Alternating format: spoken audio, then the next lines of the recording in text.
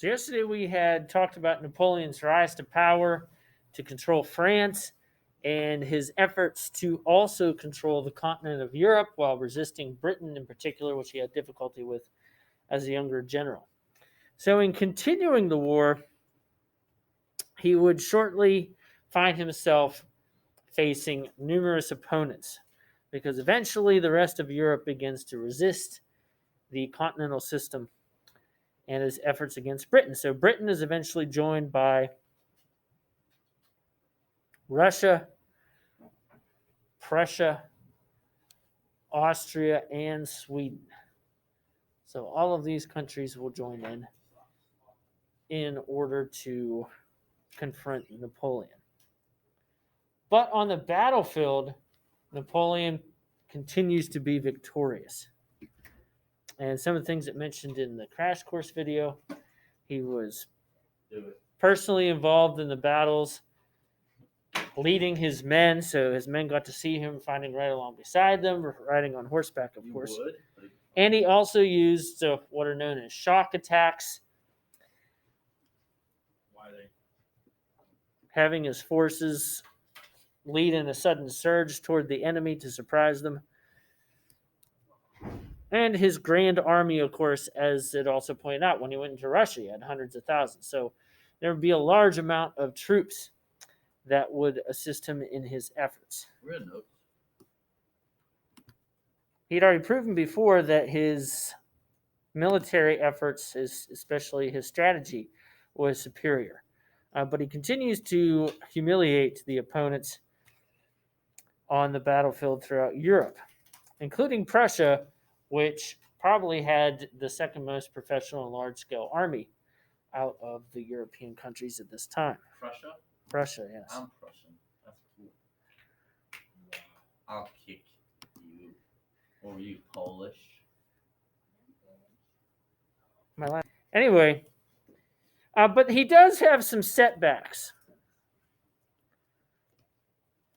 The French are defeated at Trafalgar, which is spelled Trafalgar. Trafalgar. Trafalgar.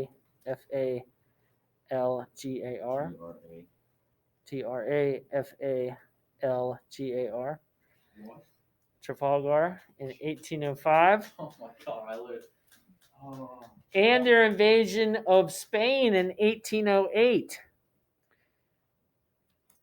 in order to retain Napoleon's influence there, meets constant resistance from locals.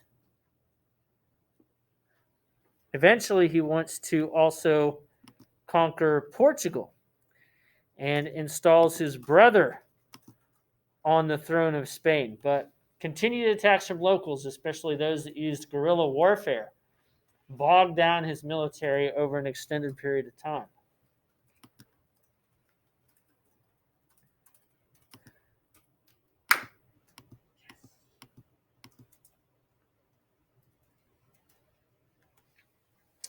And of course, his efforts on the continent will be one of the few places, will have limitations of his victories, because at the seas, Britain is still going to be superior, especially because of efforts like Admiral Horatio Nelson, probably one of Britain's most famed sailors, who ended up thwarting Napoleon's causes at sea every single time.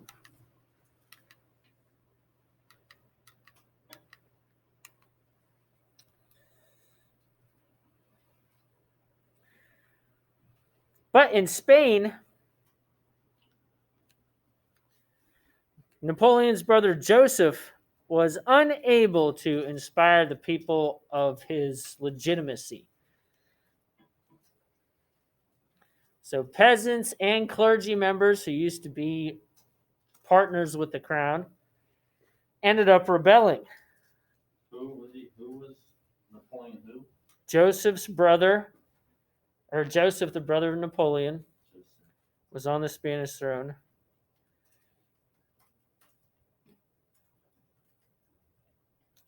And Britain sends an army to assist the Spanish resistance.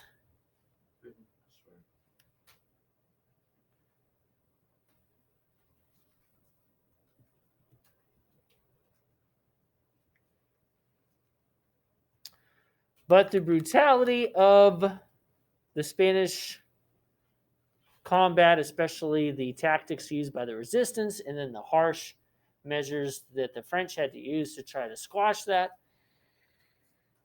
demoralized quite a few of the French troops. Why didn't Napoleon just stay there and lean them out?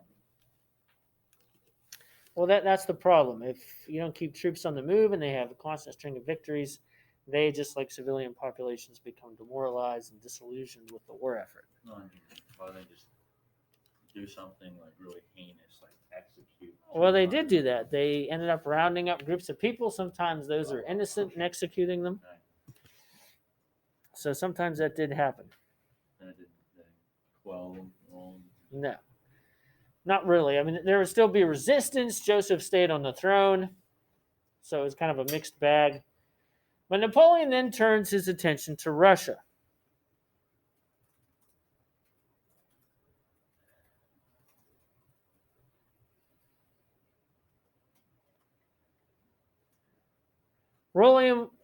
Napoleon wants this large-scale territorial grab because of the resources, but also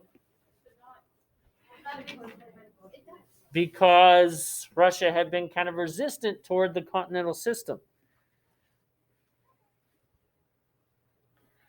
Russia, in the meantime, had the advantage of being so large. It's possible for Napoleon, even with hundreds of thousands of troops, to invade, but still maintain a great amount of their country. So the Russians basically took the policy of retreating constantly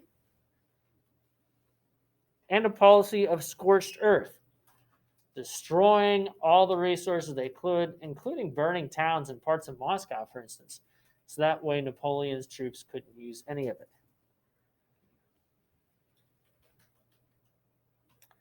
The one thing that they were counting on, of course, is for the invasion to last so long that the Russian winter would end up doing the work for them.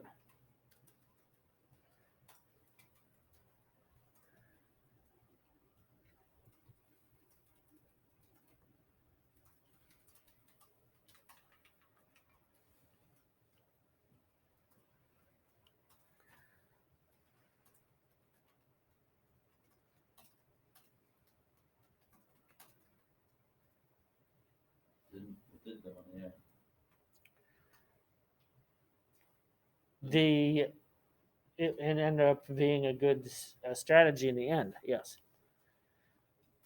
Because Poland, or was this Finland, when tons of men went up there to invade Finland, and the winter was so cold they weren't ready. Oh, with you mean before World War II? Yeah. The Soviet-Finnish War, yes. But anyway, because of this invasion of Russia, Napoleon eventually retreats. He ends up losing about 500,000 men altogether through either death or through desertion. The winter that year was particularly bitter. It was said that men could go up to a horse and carve a chunk of flesh out of it to eat, and the horse would not feel it because of the freezing temperatures. So you might think Napoleon was through, but he still had the overwhelming loyalty of the French people and also those in the German states, because he had inspired German nationalism, that they had the right to make their own destiny as long as they joined up with him.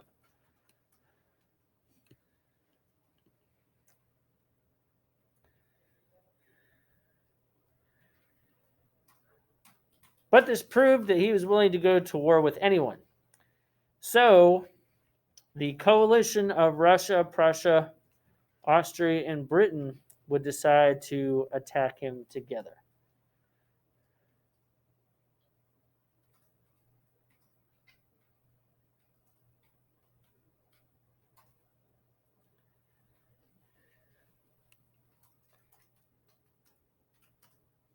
He was victorious at first, beating them at Dresden,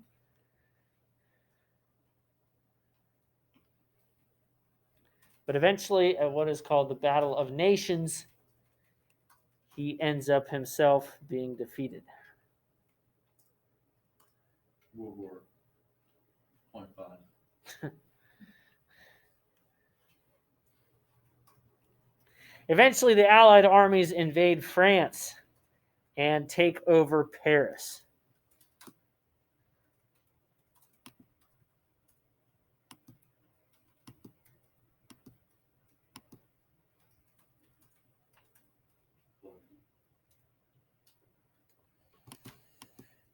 Napoleon decides to abdicate or resign the crown in March of 1814. March of 1814. So he is exiled to the island of Elba, Elba.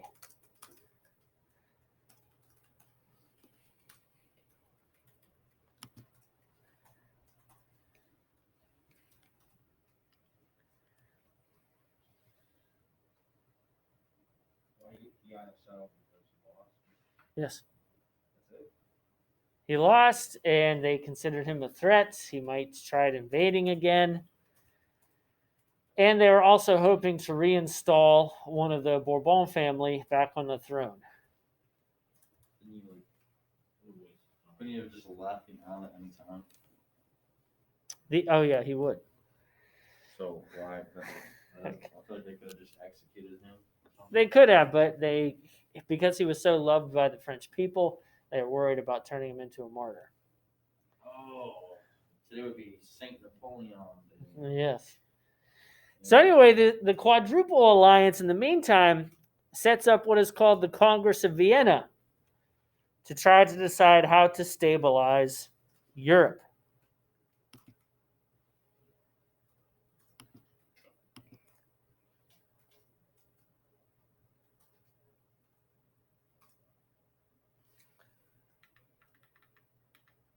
It's especially a mess in what we call modern-day Germany.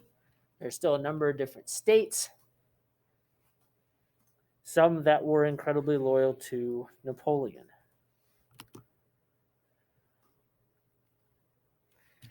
However, before they're able to get this Congress really into some in-depth discussions about what to do, we enter what was called the 100 Days.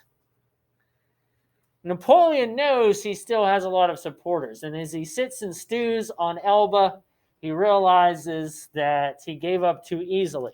And so he ends up leaving the island, going back to France. Oh, man.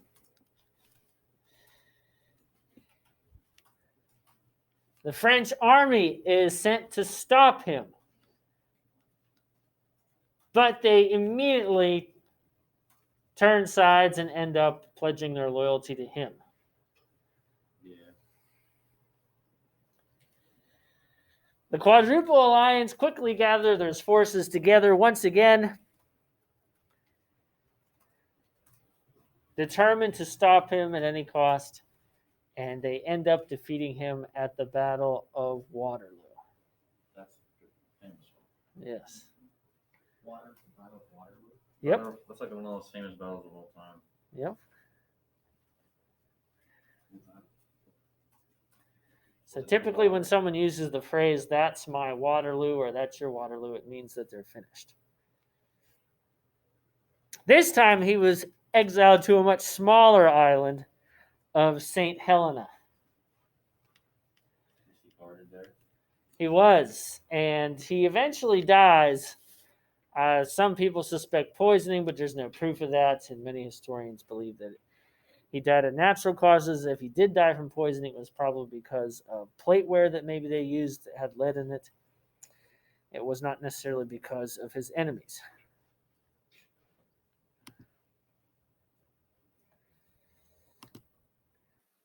The alliance could go back to the Congress of Vienna and put together their plans for reconstructing Europe again. The other thing that I want to note is some cultural changes. Because of Napoleon leading his troops onto the battlefield, these valiant warriors trying to unite Europe or free German states so they can pursue their national identity, that was called kind of linked back to the old-fashioned idea of the knight in shining armor. So this romantic notion, the emotional reaction as opposed to the rational intellectual reaction of the Enlightenment, started to come about. There was also a revival focused on Christianity, and it helped influence a lot of different fields, including art, music, literature, and so on.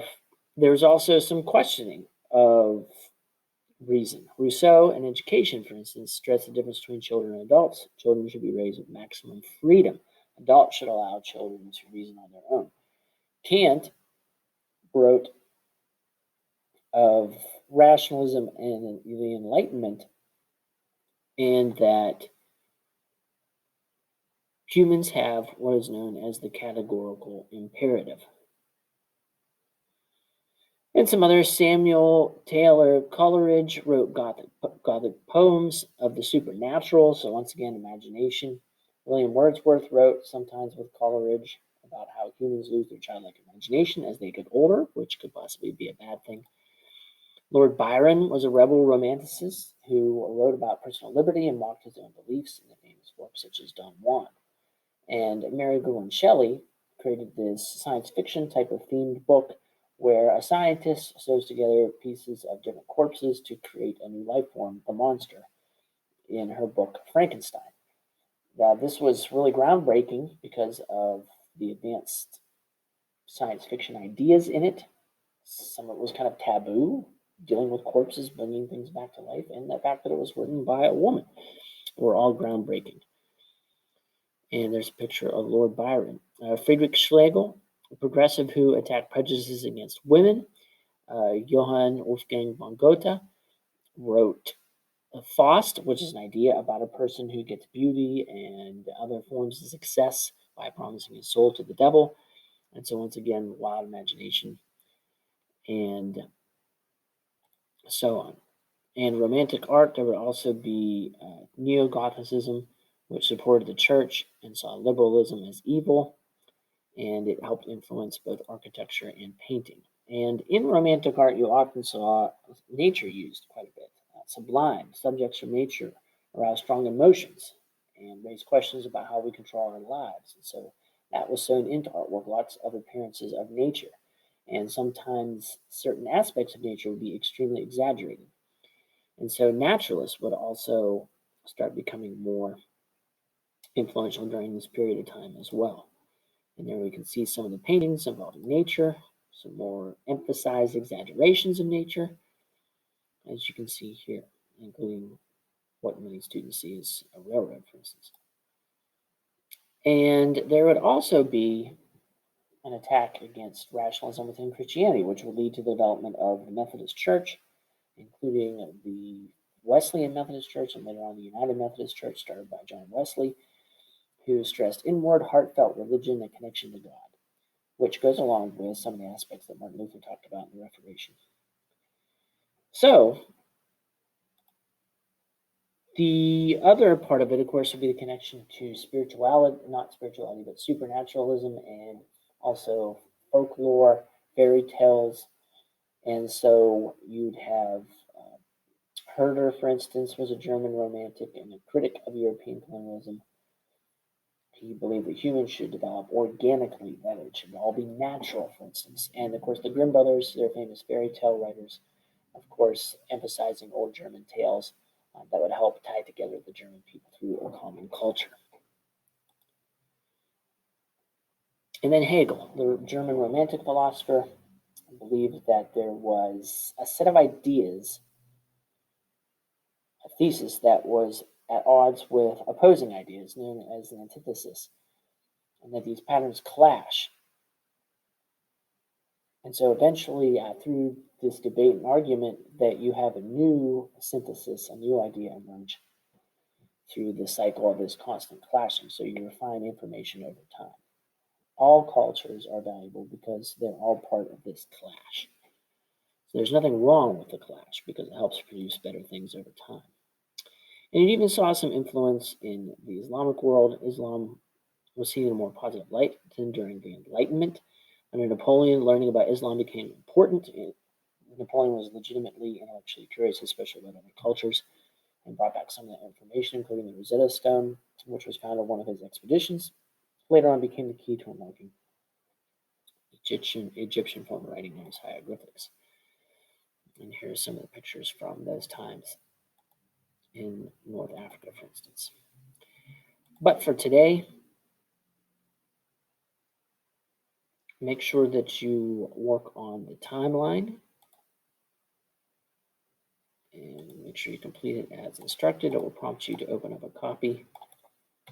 And when you go in there, make sure that you follow the instructions. On here, add your name. On here, there's already points laid out for you. You just have to add a picture that has something to do with it, add a title, and then down below 2 to 3 sentences that helps tie in all of these points together. So do that for each of these. And the last two, you have to do something different. You're going to pick 10 topics altogether having to do with Napoleon, put them in chronological order, 5 on this slide, 5 on the next slide. And you'll also add a picture, a title, and 2 to 3 sentences tying together your 5 points. So 5 on this slide, 5 on this slide. And that timeline will be one of the last assignments. Don't forget about the Unit 6 quiz. The quizzes, on Chapter 10 11. This is Revolution. This is Napoleon. You get to take those up to twice. The DBQ, the Revolution Media, which included those 2 videos that you had to fill out the eye chart for. Don't forget to complete your notes, put the comments in the margin, a summary down at the bottom. And don't forget to summarize the pages you were assigned in each of these chapters.